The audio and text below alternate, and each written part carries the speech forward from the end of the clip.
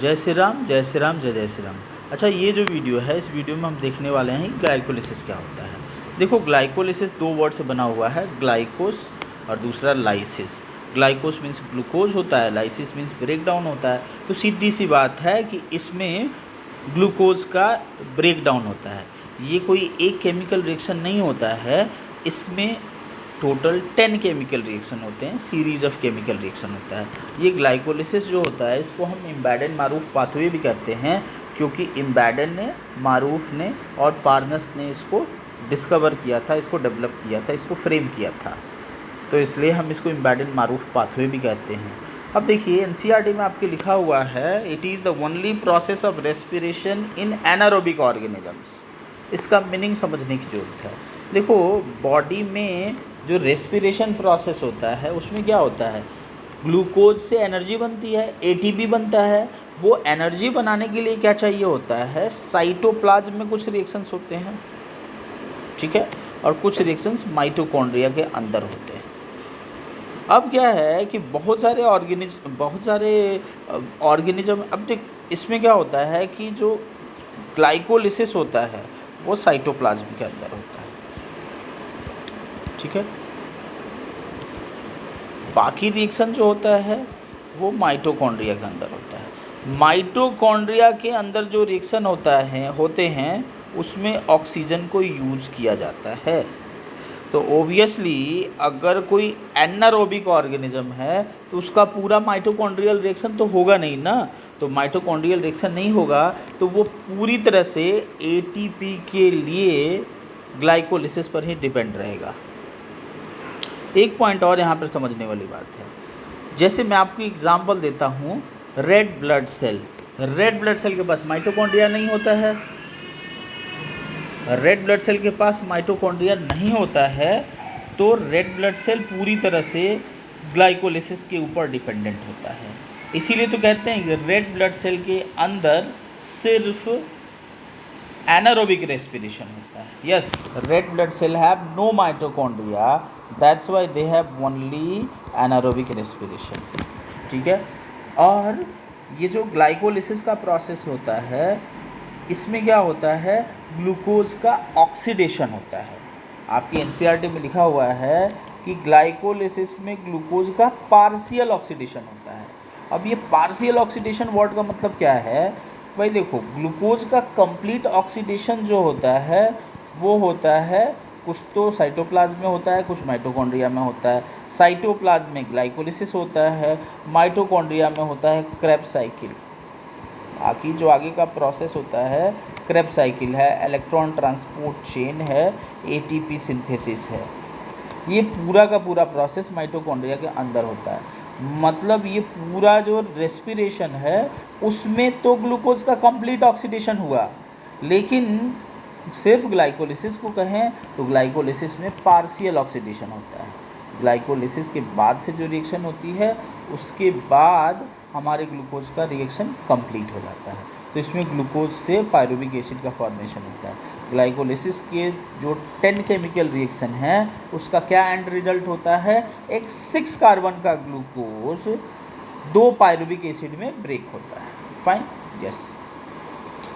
Pyruvic acid के अंदर 3 carbon होता है, ग्लूकोज के अंदर 6 कार्बन होता है। एक पॉइंट और आपके एनसीईआरटी में लिखा हुआ है, in plant glucose derived from sucrose which is and product of the photosynthesis. भाई देखो, प्लांट में क्या है कि उनका जो फूड होता है वो सुक्रोज के फॉर्म में स्टोर्ड होता है। सुक्रोज के फॉर्म में क्यों स्टोर्ड होता है कि सुक्रोज जो होता है ऑस्मोटिकली इनएक्टिव होता है। अगर ये एक प्लांट सेल है, इस प्लांट सेल के अंदर सुक्रोज रहेगा तो ये बाहर से वाटर वगैरह एब्जॉर्ब नहीं करेगा।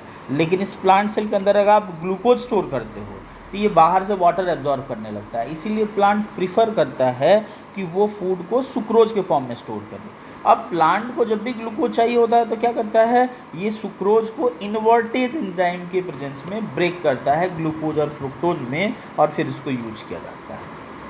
फिर आपके एनसीईआरटी में ऐसे लिखा हुआ है कि glucose and fructose phosphorylate to give rise glucose 6 phosphate by hexokinase. इसके अकॉर्डिंग क्या है कि ग्लूकोज और फ्रुक्टोज ये दोनों क्या होते हैं कि इनसे ग्लूकोज 6 फॉस्फेट बनता है। ओके, मतलब ये ग्लूकोज और फ्रुक्टोज दोनों ग्लाइकोलिसिस के प्रोसेस में एंटर करते हैं। फाइन। अब चलिए हम ग्लाइकोलिसिस के प्रोसेस को डिटेल में देखते हैं। ग्लाइकोलिसिस में क्या क्या होता है। भाई देखो, इसमें टोटल 10 केमिकल रिएक्शन होते हैं, मैंने आपको बताया था। यस, होता है। देखो, फर्स्ट केमिकल रिएक्शन में क्या होता है कि ग्लूकोज का मॉलिक्यूल जो है वो ग्लूकोज 6 फॉस्फेट में कन्वर्ट होता है, और एंजाइम कौन सा होता है? हेक्सोकाइनेज एंजाइम होता है। याद रखना आप लोग, हेक्सो मतलब होता है 6 और काइनेज मतलब होता है कोई एंजाइम जो फॉस्फेट ग्रुप को ऐड करता है। तो ग्लूकोज में कितने कार्बन है? 6 कार्बन है ना, ग्लूकोज में 6 कार्बन है ना। तो ग्लूकोज के 6th पोजीशन पर अगर एक फॉस्फेट ग्रुप ऐड कर दिया जाए तो ये ग्लूकोज 6 फॉस्फेट हो जाएगा। फाइन। अब इस प्रोसेस के लिए हमें फॉस्फेट ग्रुप की ज़रूरत पड़ती है। ये फॉस्फेट ग्रुप मिलता है एटीपी से। देखो, एक ग्लूकोज का मॉलिक्यूल जब ग्लूकोज 6 फॉस्फेट में कन्वर्ट होता है तो एक एटीपी का ब्रेकडाउन होता है। एनर्जी भी तो चाहिए ना, तो ब्रेकडाउन किसमें होता है? ADP plus phosphate. ये फॉस्फेट जो होता है इसी को ऐड कर दिया जाता है ग्लूकोज के मॉलिक्यूल में 6th कार्बन पर। भाई ये क्या है? 6 फॉस्फेट है ना, तो 6th कार्बन पर ऐड कर दिया जाता है, ये ग्लूकोज 6 फॉस्फेट हो जाता है। फिर ग्लूकोज 6 फॉस्फेट से फ्रुक्टोज 6 फॉस्फेट बनता है। अब देखो, ये कौन सा प्रोसेस है? ये आइसोमेराइजेशन का प्रोसेस है। भाई ग्लूकोज के पास भी 6 कार्बन है, फ्रुक्टोज के पास भी 6 कार्बन है। यहाँ पर ग्लूकोज 6 फॉस्फेट में 6th पोजीशन पर फॉस्फेट ग्रुप है, फ्रुक्टोज 6 फॉस्फेट में 6th पोजीशन पर फॉस्फेट ग्रुप है। तो आइसोमेराइजेशन ही तो हो रहा है ना पूरी तरह से। तो इस प्रोसेस में जो एंजाइम चाहिए होता है वो है फॉस्फोग्लूकोआइसोमरेज। अगर आप सिर्फ आइसोमरेज कहोगे तब भी चलेगा। फिर एक बहुत ही इंपॉर्टेंट रिएक्शन होती है, सुपर इंपॉर्टेंट रिएक्शन, जिसमें फ्रुक्टोज 6 फॉस्फेट से बनता है फ्रुक्टोज 1,6 बिसफॉस्फेट। फ्रुक्टोज 6 फॉस्फेट में 6th कार्बन के फ्रुक्टोज में 6th पोजीशन पर फॉस्फेट ग्रुप है, राइट? यही है ना। अब इसमें एक और फॉस्फेट ग्रुप को ऐड किया जाता है 1st पोजीशन पर, और अब ये क्या हो जाता है? फ्रुक्टोज 1,6 बिसफॉस्फेट हो जाता है। अब देखो, ये फ्रुक्टोज 1,6 बिसफॉस्फेट होता है, इसके लिए जो एंजाइम चाहिए होता है वो होता है फॉस्फोफ्रुक्टोकाइनेज 1। लेकिन इसमें इस रिएक्शन में एक एटीपी भी यूज होता है, वो एटीपी एडीपी में ब्रेक होता है, और उस एटीपी से जो फॉस्फेट ग्रुप निकलता है, बिल्कुल पहले वाली की तरह यहाँ पर फॉस्फेट ग्रुप जो निकलता है, इस फॉस्फेट ग्रुप को ऐड कर दिया जाता है इधर, और ये हो जाता है हमारा फ्रुक्टोज 1,6 बिसफॉस्फेट। मतलब फ्रुक्टोज 6 फॉस्फेट और फ्रुक्टोज 1,6 बिसफॉस्फेट में क्या डिफरेंस है?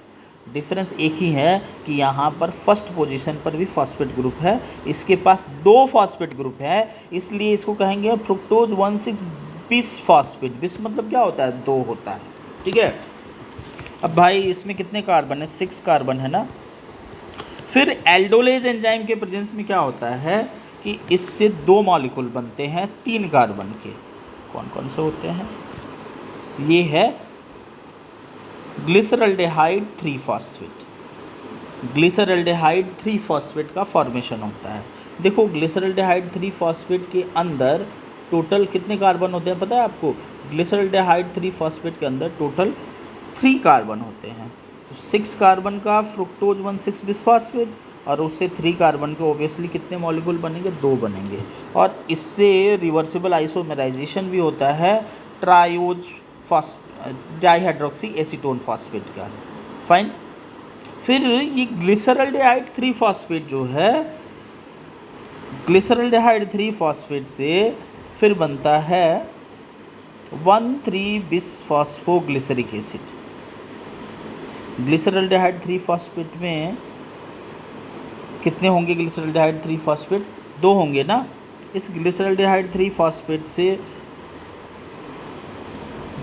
दो ग्लिसरल्डेहाइड 3 फॉस्फेट से 1,3 बिसफॉस्फोग्लिसरिक एसिड बनेंगे। इस रिएक्शन में क्या होता है कि हमारा एंजाइम जो होता है वो होता है ट्रायोज फॉस्फेट डिहाइड्रोजनेज होता है। और देखें, ये जो रिएक्शन होता है, इस रिएक्शन में NADH का फॉर्मेशन होता है। अब ये NADH का फॉर्मेशन कैसे होता है समझिए। देखो NADH का मतलब होता है निकोटीनामाइड एडेनिन डाइन्यूक्लियोटाइड। ये जो निकोटीनामाइड एडेनिन डाइन्यूक्लियोटाइड है, 2 निकोटीनामाइड एडेनिन डाइन्यूक्लियोटाइड से 2 NADH के मॉलिक्यूल का फॉर्मेशन होता है और हाइड्रोजन आयन भी साथ साथ में बनता है। फाइन। फिर ये जो हमारे पास 2 1,3 बिसफॉस्फोग्लिसरिक एसिड है, 1,3 बिसफॉस्फोग्लिसरिक एसिड के जो 2 मॉलिक्यूल्स हैं, इससे फॉर्मेशन होता है 3 फॉस्फोग्लिसरिक एसिड का। भाई ये है 1,3 बिसफॉस्फोग्लिसरिक एसिड, इसमें कितने फॉस्फेट ग्रुप हैं? 2 फॉस्फेट ग्रुप है ना, तो इससे बनता है हमारा 3 फॉस्फोग्लिसरिक एसिड। 1,3 बिसफॉस्फोग्लिसरिक एसिड से 3 फॉस्फोग्लिसरिक एसिड बना, मतलब इसने एक फॉस्फेट लूज तो किया, वो लूज हुआ फॉस्फेट कहाँ गया? तो वो ADP में जुट जाता है और वो क्या बन जाता है? ATP। तो एक्चुअली इस रिएक्शन में 2 ADP के मॉलिक्यूल से 2 ATP के मॉलिक्यूल बनते हैं। फाइन। फिर ये जो 3 फॉस्फोग्लिसरिक एसिड है, इस 3 फॉस्फोग्लिसरिक एसिड से बनता है 2 फॉस्फोग्लिसरिक एसिड। इसमें एंजाइम कौन सा होता है? फॉस्फोग्लिसरेट म्यूटेज। फिर 2 फॉस्फोग्लिसरिक एसिड से 2 फॉस्फोग्लिसरेट बनता है, 2 फॉस्फोग्लिसरेट से फिर फॉस्फोइनॉल पाइरुवेट बनता है। इसमें एंजाइम कौन सा होता है? एनोलेज होता है। इसमें एक वाटर मॉलिक्यूल का फॉर्मेशन होता है और फिर यहाँ पर फॉस्फोइनॉल पाइरुवेट जो होता है, इससे पाइरुविक एसिड का फॉर्मेशन होता है और इसमें एंजाइम जो चाहिए होता है वो कौन सा होता है? पाइरुवेट काइनेज चाहिए होता है। देख लो आप, फिर यहाँ पर एंजाइम के नाम में है काइनेज, मतलब ये क्या कर रहा है? फॉस्फेट ग्रुप ऐड कर रहा है।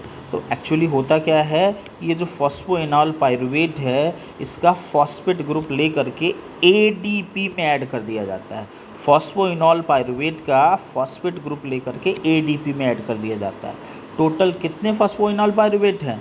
2 फॉस्फोइनॉल पाइरुवेट है ना, तो दोनों फॉस्फोइनॉल पाइरुवेट को 2 ATP में लगा दिया जाता है। टोटल 2 ADP से 2 ATP का फॉर्मेशन होता है। तो इस पूरे रिएक्शन को अगर आप देखते हो तो इस पूरे रिएक्शन में क्या हो रहा है? एक ATP का फॉर्मेशन, जब हेक्सोकाइनेज, एक ATP का यूटिलाइजेशन तब हो रहा है, एक ATP का यूटिलाइजेशन तब हो रहा है जब ATP का, जब ग्लूकोज से ग्लूकोज 6 फॉस्फेट बन रहा है, ये एक।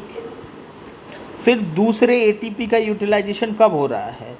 दूसरे ATP का यूटिलाइजेशन तब हो रहा है जब हमारा फ्रुक्टोज 6 फॉस्फेट से फ्रुक्टोज 1,6 बिसफॉस्फेट बन रहा है। यहाँ पर भी एक ATP का यूटिलाइजेशन हो रहा है। यहाँ तक कितने ATP यूज हुए? 2 ATP यूज हो गए। फिर देखिए यहाँ, फिर ये जब हमारा ट्रायोज फॉस्फेट बन रहा है, ग्लिसरॉल्डिहाइड 3 फॉस्फेट बन रहा है, तब यहाँ पे हमारा यूटिलाइजेशन नहीं होगा, यहाँ से आगे चीज़ें बनना शुरू हो जाएंगी। तो यहाँ पर क्या हो रहा है? 2 NAD से 2 NADH बन रहा है। तो यहाँ पे हमें गेन क्या हुआ? 2 NADH के मॉलिक्यूल गेन हुए। ठीक है, 2 NADH के मॉलिक्यूल गेन हो गए एक। फिर इसके बाद से क्या हो रहा है कि 2 ATP का फॉर्मेशन हो रहा है, तो 2 ATP यहाँ पर गेन हुए। फाइन। और फिर ये देखो लास्ट वाले रिएक्शन में देखो, यहाँ पर भी 2 ATP गेन हो रहा है। तो इस पूरे ग्लाइकोलिसिस में हमें मिला क्या? 2 और 2 4 ATP मिले और 2 NADH मिला। और यूटिलाइजेशन क्या हुआ? तो हमारा 2 ATP यूज हुआ। तो 4 ATP में से 2 ATP माइनस करोगे तो हमारे पास नेट कितना बचा? नेट बचा 2 ATP बचा। फाइन। चलिए अब इसमें जो NCERT में आगे लिखा हुआ है, चलिए अब हम उसको देखते हैं। देखें, आपके NCERT में लिखा हुआ है glycolysis has 10 chemical reaction under control of 10 enzyme. At the end of glycolysis pyruvate from glucose form. In glycolysis utilization of ATP occurs. बिल्कुल यूटिलाइजेशन ऑफ ATP होता है। कहाँ कहाँ होता है? एक तो फर्स्ट रिएक्शन में होता है यूटिलाइजेशन ऑफ ATP, दूसरा फ्रुक्टोज 6 फॉस्फेट से फ्रुक्टोज 1,6 बिसफॉस्फेट बन रहा है, तो यहाँ पर यूटिलाइजेशन ऑफ ATP हो रहा है। फिर यहाँ पर सिंथेसिस ऑफ ATP हो रहा है। सिंथेसिस ऑफ ATP हो रहा है, इसका मतलब क्या है कि यहाँ पर देखें, एक तो यहाँ पर एटीपी की सिंथेसिस हो रही है, हमारे पास 2 मॉलिक्यूल ऑफ 1,3 बिसफॉस्फोग्लिसरिक एसिड है, उसको पायरूवेट काइनेज मैंने आपको बताया था, जहाँ भी वर्ड काइनेज हो समझ लेना कि फॉस्फेट ग्रुप ऐड हो रहा है। तो यहाँ पर एडीपी में टोटल 2 एडीपी के मॉलिक्यूल है, उससे 2 एटीपी बन रहा है, मतलब यहाँ पर 2 फॉस्फेट ग्रुप को एडीपी में ऐड करके 2 एटीपी बनाए जा रहे हैं। ठीक है, फिर आगे देखिए, फिर आगे क्या हो रहा है कि यहाँ पर 2 एटीपी के मॉलिक्यूल का फॉर्मेशन हो रहा है। ठीक है, 2 एटीपी का मॉलिक्यूल का फॉर्मेशन किस रिएक्शन में हो रहा है कि ये फॉस्फोइनॉल पायरूवेट से पायरूविक एसिड बन रहा है। तो यस, एटीपी की सिंथेसिस भी हो रही है, और देख लें इसमें जो ग्लिसरॉल्डिहाइड 3 फॉस्फेट से 1,3 बिसफॉस्फोग्लिसरिक एसिड है, इसमें NADH की सिंथेसिस भी हो रही है। तो जो एटीपी होता है, ये पूरा जो हमारा ग्लाइकोलिसिस का प्रोसेस होता है, इस पूरे ग्लाइकोलिसिस के प्रोसेस में 4 एटीपी की सिंथेसिस होती है, 2 एटीपी का यूटिलाइजेशन होता है, और 2 NADH का फॉर्मेशन होता है। बाकी देखेंगे हम नेक्स्ट वीडियो।